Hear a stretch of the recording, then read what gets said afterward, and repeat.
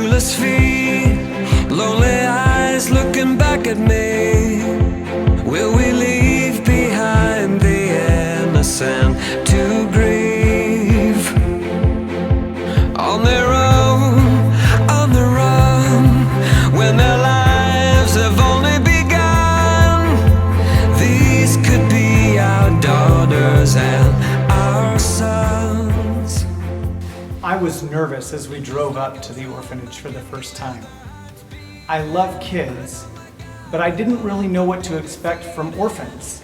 I've read so much about them and was thinking about detachment disorder.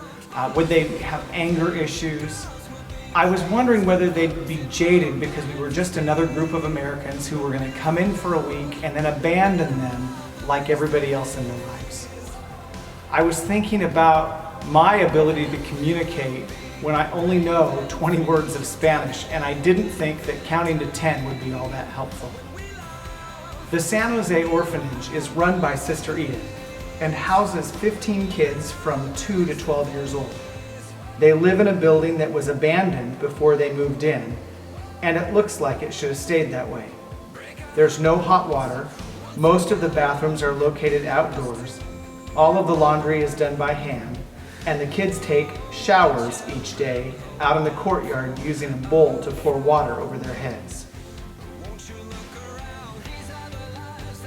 As the kids gathered around to meet us, a little 10-year-old girl, who I later learned was named Nicole, invited me to sit next to her.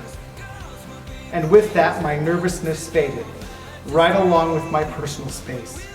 She crawled all over me, changing positions about every 3 seconds. When she wasn't doing that, she was talking over someone else, or she was trying to put her hands in my pocket to see what I was hiding. The kids were clearly hungry, not just for attention, but for healthy interactions, for love.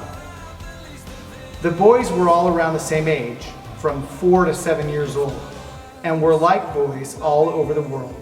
They wanted to climb, hang on you, wrestle, giggle, play ball. Most of the time we had 2 or 3 boys climbing on us at a time. One of the boys, Milton, was God's gift to me for the week. And I'd guess I was God's gift to him.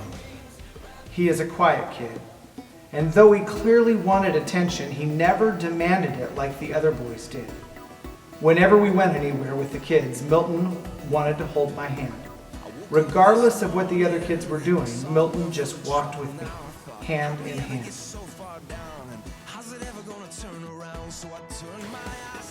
Last year, a doctor from Virginia met Sister Edith and the kids and saw the living conditions of the orphanage, and led by God, decided that he would donate all of the money necessary to build the kids a brand new home.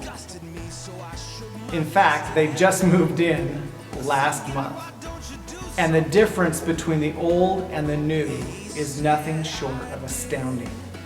The old kitchen was the size of an American bedroom. The only space to prepare food, a small round end table in the middle of the kitchen. In the new kitchen, the island for food prep is about the size of the old kitchen. Where all laundry in the old location was done by hand, the new location has hookups for 3 washing machines. And because power can be spotty in La Paz, brand new hand washing stations were put in as a backup.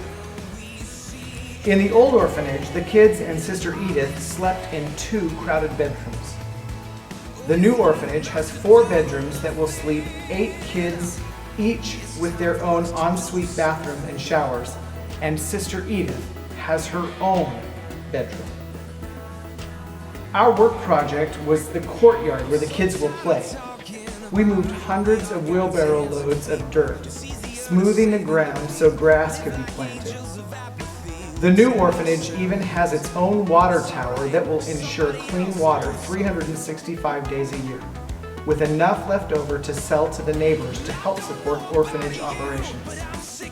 All in all, it was a great week serving these precious children and Sister Edith as an act of service and worship. May your worship turn into action, and your action always be worship. got